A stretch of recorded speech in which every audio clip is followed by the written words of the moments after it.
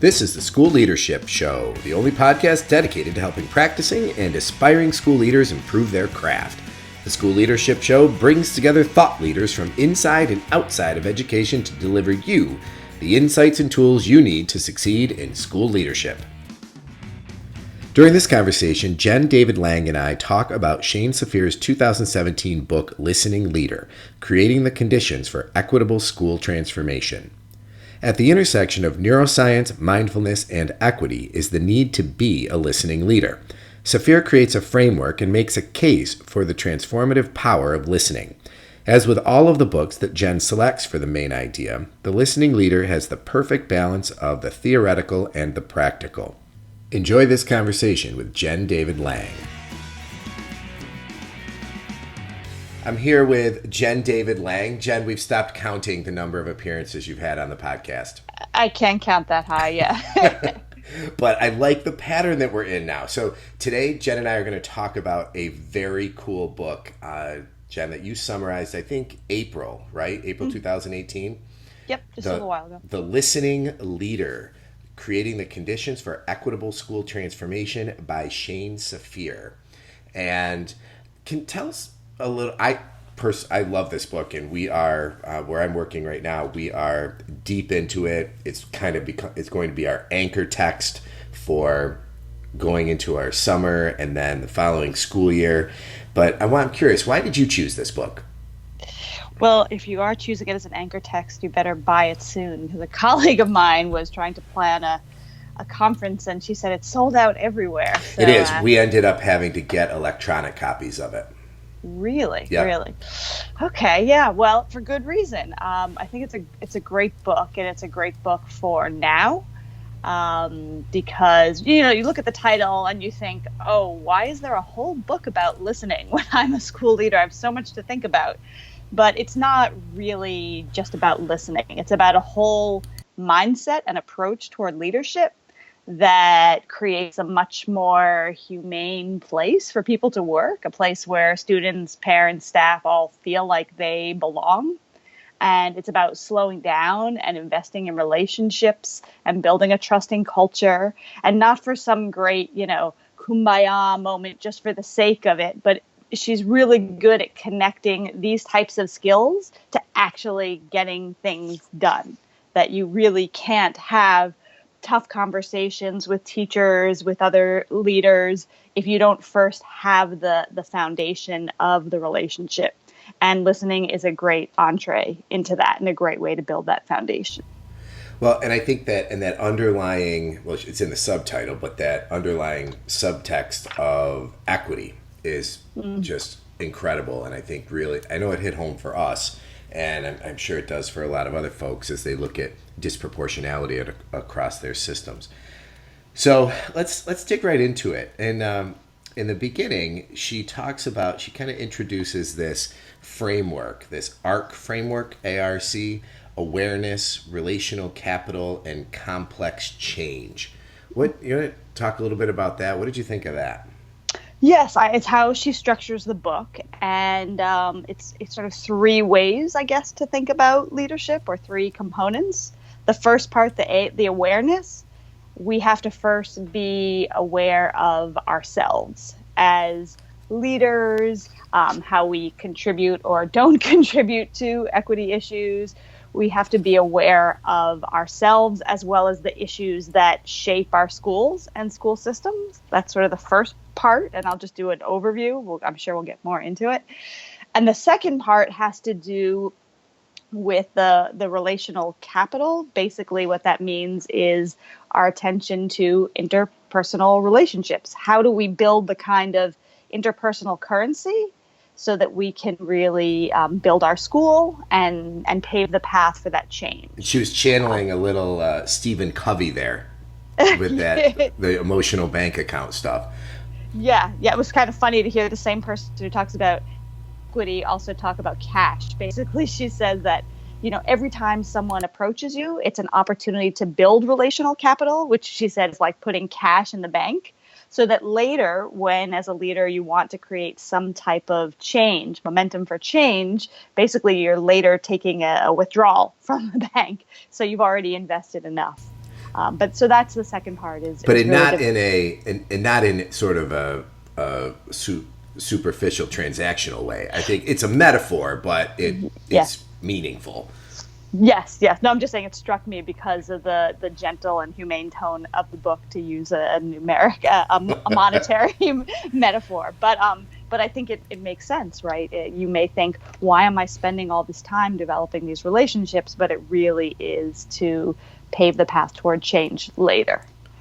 And then the final part of the book is about change. Yeah, how do we bring about change in schools and school systems after we have built our own awareness and this relational capital? And it's obviously not linear. It's not like step 1, step 2, step 3. She shows how they're all connected, but that's the general overview of her book. And she opens with, and it's either in the introduction or in the first chapter, about the two mindsets, the difference between a telling mindset and a listening mindset. And do you remember that part of it? Well, that then she translates into the two types of listening. Right. Deep listening and strategic listening. Yeah, and it was interesting when I was reading those two descriptions, I could picture colleagues in my head who fit either one of those categories. And it's almost like it's baked into some people, to the extent that there's some folks out there that I know that are going to have to do a lot of work shifting themselves over to a listening mindset. Yeah. She talks about 4 different types of listening styles. Is that what you're talking about? The people-oriented listening style, the content-oriented listening style, action-oriented listening style, and time-oriented? I don't know if that's what you're talking about. Well, she gets into that later, but initially she has that one dichotomy of there's sort of a telling mindset and a listening mindset, and then she breaks that down into those different ones. And I don't know, is now a good time to talk about those different ones, or where do you want to head next? I don't know, however you want to structure it is fine with me. But I do, obviously listening is at the heart of this book. And I thought that was interesting, these 4 different ways of listening as a way to categorize yourself. And I even suggested in my PD suggestions at the end of my book summary that one idea is to divide a room into 4 corners. And you have all the people-oriented listeners go to one corner, and all the content-oriented, and they talk about the benefits and the detriments of the different styles. So I'll describe the 4, and I don't know, I'll share which kind I think I am. I don't know what kind you are, Mike. But yeah, let's go there next.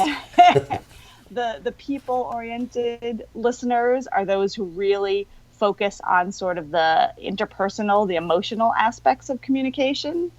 Then the content-oriented listeners focus on the complex information, the content of what you're listening for. Then the action-oriented listeners, they're thinking for, what can be done? What are the next steps? And the time-oriented listeners really, they want succinct, short, say what you got to say, move on. Those kind of people. And as soon as I read that, I know that my problem is that I'm an overly action-oriented listener. I am very focused on okay, here's the information. What do we got to do? What do we have to do today? What do we have to do tomorrow? Let's translate that into action.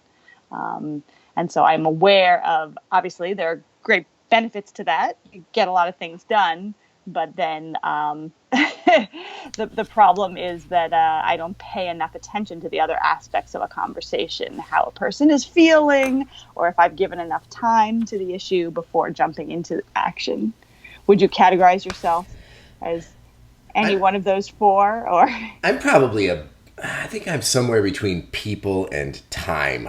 I think as I've changed roles over time, I've had to become more people oriented as a listener, I guess. And then but then there's still that pressure of the time and the concision around it, where I do get impatient. I'm like, okay, let's go. That's funny. I definitely see those as opposite. So that's great that you've been able to make that transition as your role changes. That's a really good point, right? As you move from classroom to leadership to district, how does your listening change? Right. Or how can you be aware of these different aspects? Well, and I imagine like all other skills in leadership, that there are going to be times when you're going to naturally shift toward one or another depending on what's going on and what's needed at the particular time. Because she doesn't really say, do you get the sense that she's indicating that it's a hierarchy, that one is better than another? No. I mean, she really, the whole second part of the book, the relational capital part, she's talking about deep listening stances and strategic listening stances. And I hope, that's to me the part of the book that struck me the most, as the most different and new. And she really talks about how to weave those two together in a debriefing conversation with a teacher, or how to weave those two stances together in planning PD for your faculty. So let's go deeper on deep listening. Ha. so she has 3 listening stances, and I like this book because and I think you do a spectacular job of choosing books, because there's always seems to be a nice balance between like the theory and then the philosophical and theoretical underpinnings that make it good scholarship, but then there's also you have a way of finding ones that are practical too. So I feel like this is a real practical piece of this, where she deconstructs these different stances related to deep listening. Well, and I think part of why I chose it is that she herself founded a school in San Francisco. And the way she went about approaching the planning for that school was she went out into the community and she had one-on-one conversations with as many people as she could, using what she called the 90-10 principle, which was that 90% of each of her meeting would be made up of listening and only 10% would be talking. And so this whole book didn't come from some theoretical academic thesis. This came from her actual work building a school. So yes, you are very perceptive to see that it is both has great theory, but it's grounded very much in actual implementation in schools.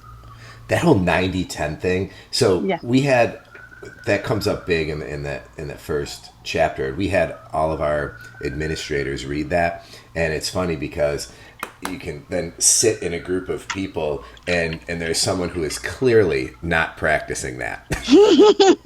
They've got it flipped entirely, and you just kind of, a couple of us were looking at each other like, oh, right, not so much 90-10. Well, that goes back to that. That's probably the number one issue that educators say is a problem in working in a team, is the person who talks too much. More than the conflicts, more than that is how do you deal with that person who talks too much? I guess you give them a copy of this book to start, but and highlight that chapter. But looking at those, like, she even goes deep to like attention to nonverbal cues. So really paying attention to the nonverbal messages that people are giving you, facial expressions, eye contact. And this was, I've done some work recently on body language, and this was so cool that, she went deep on this, which was, I think, important, because I think it's some of those things where people act like, oh, well, yeah, I just sort of know it, or it's intuitive or whatever. And they discount it. And like, I think with so many things with school leaders in particular, we ignore skill-based professional learning. We think it's all got to be about theory. Well, no, there are some skills that are essential to being a good leader. Listening, and I would argue deep listening is one of them. Well, I think you're picking up on the nonverbal cues as the first skill. I don't know if you were shocked, Mike, but I was shocked when she shared the research that said that less than 10% of meaning is conveyed through words, but 55% comes from nonverbal cues. I always knew nonverbal cues were important, but I wouldn't have pegged it at 55%. That shocked me. It's wild. Well, and I think about it too, just from a personal perspective. Both of our children are deaf, and we use American Sign Language in our house. And it's amazing how much can be communicated with facial expression and posture and body language. It's wild. When you really start paying attention to it. In the case of your children, in the case of sending text messages or emails, right? What happens when you remove that 55% of nonverbal cues? What are we saying to each other?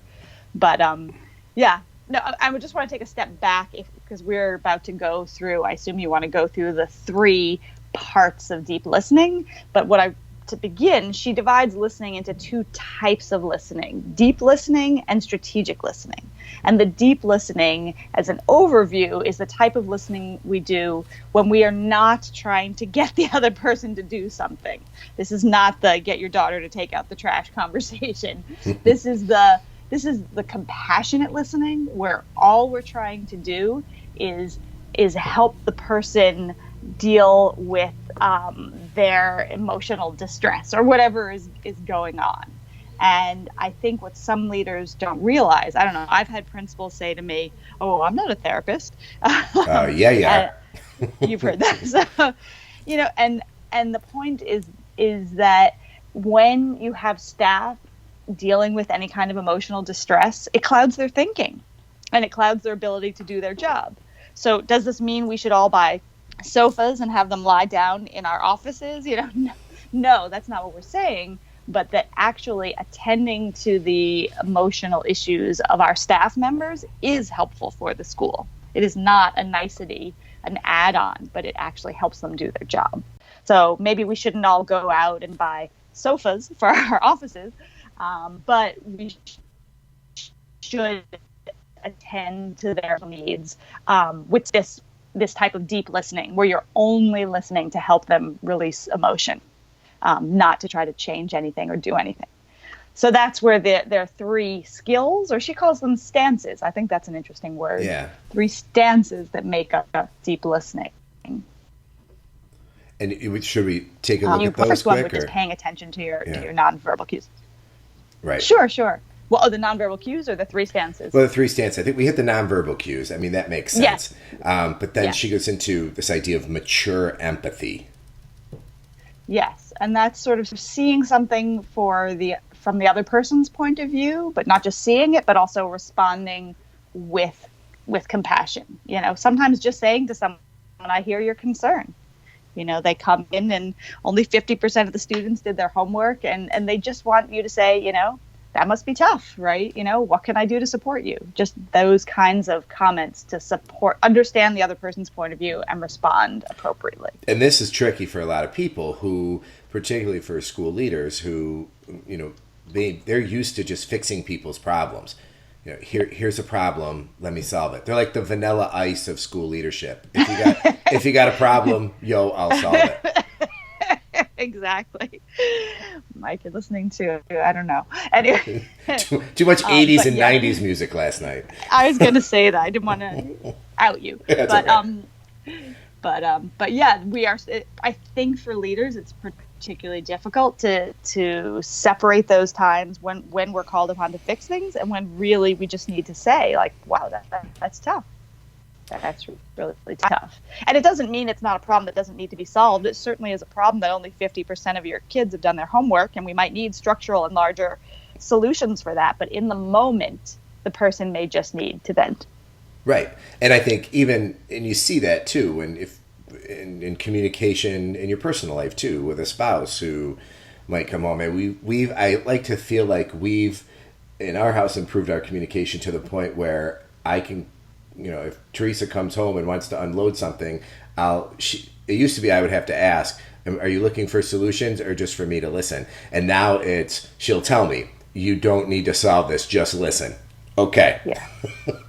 Yeah. Oh, and I think that came from us talking about the Lisa D'Amour book, right? Exactly. A line, right? Yep. Are you looking for me to solve this, or do you want me to just listen? And you could say that in a school setting as well. Or as you become more experienced, I guess you pick up when is someone just venting or just needs some type of affirmation. So deep listening stances, attention to nonverbal cues, mature empathy, and then the third one is affirmation. Yes. And, I think we know this, but sometimes we forget as busy school leaders that humans really crave positive feedback. You think, "Oh, doesn't the teacher know she's doing a good job in that classroom?" You think that assistant principal knows when he just planned an incredible professional development session. But it really helps to hear the other to hear particularly a leader say, "That was really great when you did X, Y, or Z." And because humans have more of a negativity bias, they focus on the negative. Or as Shane, she writes, what does she say? Negativity sticks to people like Velcro. Yeah. They can't. So we have to try to say more. What is it? A 5-to-1 ratio? Or say 5 positive things for every negative experience to overcome that. So those are, yeah. Yeah. Well, I was going to say she does a nice job too of, again, unpacking the brain science and evolutionary science behind all this too. It isn't just humans stick to negative feedback. I mean, she gets into how the brain works, which is, I think, what a lot of people need in terms of validating that this is real stuff. Yes. No, she says that her ideas come from 3 areas, that listening leadership is based on neuroscience, mindfulness, and equity. And the neuroscience, she really does break down 5 important messages about the brain and why leaders should know about this in terms of how they interact with staff. And that is part of the whole first section. I don't know that we have time if you want to go through that. But I really appreciated her relying on neuroscience, because we have learned so much about the brain recently, and it is something that if leaders do pay attention to, they can do so much more in schools. So let's do this. Let's talk about strategic listening, and then maybe we'll circle back and talk. Either we could go talk a little bit about the underpinnings of it, or the section on listening to listening to parents and listening to students, I thought was also fascinating. So it'd be cool to touch on that. I know. Maybe we should just speak quickly because so much of the book is good. I know, right? We're New Yorkers. We can do that. But yeah, so those are the 3 parts of deep listening. And then strategic listening is when you really are trying to influence someone's thinking or behavior. And I love this. In the book, she was asked, why can't I just tell people to improve? Isn't it more efficient than all this listening business? And her reply was, does it work? And I think we all know the answer. When we tell adults to change, it fails 9 times out of 10. It's just not enough. So the idea that you are using the strategic listening as a way to help provide the foundation for them to make the change. They have to decide to make the change. We can't make it for them. So she defines strategic listening as having 3 different parts, or 3 stances. And the first part is orientation to vision. And what that means is connecting the person to his or her goals, sort of reminding them, right? So when you go in and the classroom management is a mess, you start by, so what is your vision? How do you imagine you would like this classroom to be? What was your idea before you set foot in this classroom? So helping people to connect to the larger vision before attacking the problem specifically. And I think that helps for all of us to remember why we're here. And then the second part is reflective inquiry. And that's basically when we question the teacher, the person, to help them provoke their new thinking. Not just tell them what the problem is, but really asking those questions, those tough questions, hopefully with some data, to help them understand the problem, right? Tell me, how do you understand the problem? Is there a different way of seeing this challenge? When have you had success with a similar problem in the past? Those kinds of provocative questions to help them think through the problem in their classroom or the problem in their school. So you've got this, you connect them to their vision, you ask these provocative questions, and then the third part of strategic listening is a bias toward action. So the third strategic listening stance is a bias toward action. And bias is not used here in a negative way. It's more like a tendency toward action. You're not having a debriefing conversation with a teacher for the sake of talking. You're doing it so the teacher will make some changes. So you might say something like, now that we've debriefed this lesson, let's take a minute to improve it. Or as a result of this conversation, what's one new instructional move you want to implement tomorrow? So those are the 3 parts of the strategic listening.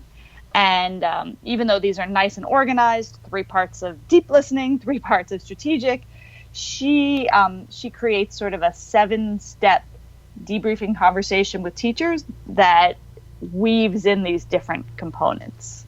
So I'm sure many people, they have their own ways that they debrief with teachers, but she helps to give names to it. So I don't know if do you want to talk about her 7 steps? Yeah, I think they're pretty cool because she does give the examples of what you might say to make it work, which I think is all, you and I love that kind of stuff.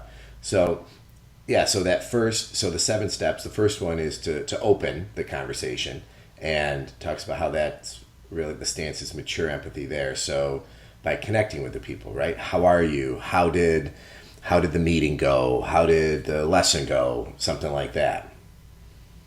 Yeah, no, I think sometimes we forget that step and we jump right in to what we saw. And this is a way to remind us, this is a deep listening stance, number 2.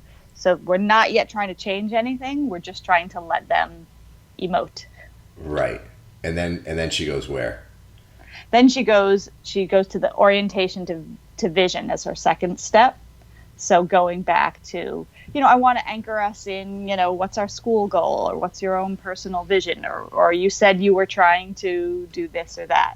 So this is connecting them to their larger goal for the lesson. Yep. And then she moves into affirmation, which I think this is something that we often ignore. You mentioned before about affirmation, but she puts it in the context of priming the brain for learning. And we know a lot about psychological priming and how powerful that is. So she might, go from that, anchoring them into the goals, to saying, okay, I want to commend you for whatever. So put them sort of in that positive frame of mind to know that, yeah, I think you're good. I think you're worthy. I appreciate what you do. And then moving into reflective inquiry. You want to talk about that? Yeah, and you see how she's going back and forth, right? So the third step is affirmation, which is one of the deep listening stances. Then she goes to reflective inquiry, which is the strategic. So not that it's so important which is which, but just that this idea, they're not separate. As we are dealing with teachers, we really need to think about, at what point am I trying to get the teacher to move, and at what point do I need to just listen? So yes, the reflective inquiry, these are, some of the questions I often say, you should plan ahead of time, right? So it's more than just the opening, how did you feel about the lesson? But it could be sharing, I noticed that 18 out of 26 students were texting under the right under their desks. Was that part of the lesson? Or try to share some piece of data, or try to get them to think at a higher level, and what that may mean is more advanced planning on your part. Yeah, and then from there, trying to get, again, you're asking questions, right? So trying to get the teacher to identify what the gaps might be, or and then looking at where to go next. So yeah. What's a move you could try next? Based on this data, based on the conversation, and then that idea of practicing it. Where was she headed with that? Well, I think she was going back to sort of the brain research, which one of the things that brain research says is that every brain will grow in the right conditions. And what this means is we need to do more than just tell teachers to do things. We need to figure out what it is to help them learn this new skill. So do they need to role play how they would ask higher order questions? Do we need to have them co-plan a lesson plan sitting next to us? What activity do they need to do to practice or prepare to make that change? And then at the end, she circles back, almost the end, with asking them how they felt about working on it, which I think that's something that I can't remember the last time I did that at the end of a meeting and said, hey, how'd you feel about us talking about this? Or I don't know. I think that's hard for a lot of school leaders, right? Because it feels like it's getting into the touchy-feely soft skills, but to really be able to say, so how did you feel about this conversation? Or how did you feel about us focusing on this part of your lesson? It's a very difficult thing to do. I'm not so great at it either. I remember my college roommate, first year, 3 months in, she said, hey, Jen, so let's talk about, how's it been living together for 3 months? And I thought, wow, she's a natural. That's pretty good. Yeah, that is good. But it doesn't mean we can't get ourselves to do that just because it's not natural for us. Well, and then she ends with something that I think is even less intuitive, but super important. So you as the leader, taking a second to reflect on how the conversation went, because I think we often go from, we're back to back. So, okay, this conversation is done. We're moving right on to the next thing without leaving a little bit of a margin in there to sit and think about, okay, how did that go? What worked, what didn't, what might I do next time? And yeah, I mean, because teachers and staff, they're different. So, when I talk with Mike, maybe I can be a little bit more blunt, but with someone else, I need to ease more into the data. So I think that is very helpful to take a moment to jot down for yourself what works with this particular person. Right. Okay. So we're sort of bumping up against time. I want to be respectful to you, of course. Is there anything, where do you want to kind of in the last few minutes sort of finish up or wrap it all together? We never get as far as we think we're going to. There's so much in this book. We didn't touch the first part about the self-awareness and the last part about making change happen. But what I like is that she weaves the different types of listening into everything. And I like the way she talks about professional development, one of my favorite topics. And she really talks about building a culture of listening as well, that we really need to think about. And especially now, it's June, you could almost think about the year ahead and what types of listening routines you want to incorporate into next year. And she says, if you were to put money into anything, I would put it into creating some type of annual retreat or biannual retreat to take teachers or staff away to do some thinking and reflecting. And then she really thinks you have to have routines throughout the year where you're listening to different people, whether it's setting up one-on-ones with your teachers, whether it's ways to listen to your students, shadowing students, whether it's going out into the community, listening to parents. But she has a lot of ideas for ways to listen to all your different constituents, and you really could imagine mapping out a plan for the next school year that includes listening to these different groups. Yeah, very cool. And she really does give a lot of practical strategies around, what can you do to incorporate things, to listen to parents, to listen to students. And it's not easy. I mean, it takes work. So it does, but you do get a tremendous amount of information. Again, it's not the listening just to listen, but she really describes the kind of quote unquote data you get from talking to people as this street level data. Sometimes we get too caught up on the higher level data from looking at state test results and other assessments, but really think about how much data we gather simply from listening and observing what's happening in our building and in our community. And she does have I'm glad you brought that up, a really cool framework for thinking about the data that's available to school leaders. So you have that satellite level data, which is, maybe state testing, like you said. And then it's down to map level. Is that the second one? Where, you're a little bit closer to what's happening. And then there's the street level data, which might be, talking with individuals and hearing, like you said, walking in their shoes, feeling like, you really know what's happening at that granular level. Yeah, and this might be a way to get people to buy into this whole listening idea when you see that it's actually connected to data, right? Two things that seem like they come from different camps in the education world, listening and data, but actually it is a way. Listening is the only way, listening and observing, to find out what's happening on the ground in your school as you're making your larger decisions about professional development, about resources, about hiring. If you're not listening to those people around you, how are you going to make those higher level decisions? All based on state test data? Of course not. Exactly. So we've been talking about The Listening Leader, Creating the Conditions for Equitable School Transformation by Shane Safir, a book that Jenn summarized in April of 2018. And Jenn, if people If people shoot you an email, will you send them a copy of the summary? I will. Yes, send me an email. Okay. What's the best email? J. David Lang is my last name, but no hyphen, at gmail.com is fine. Or you can find me on my website, which is themainidea.net. And I'll put that link in the show notes. And good. It's a good place to wrap up. Thanks, Jen. Okay. Thank you for your time. Take care.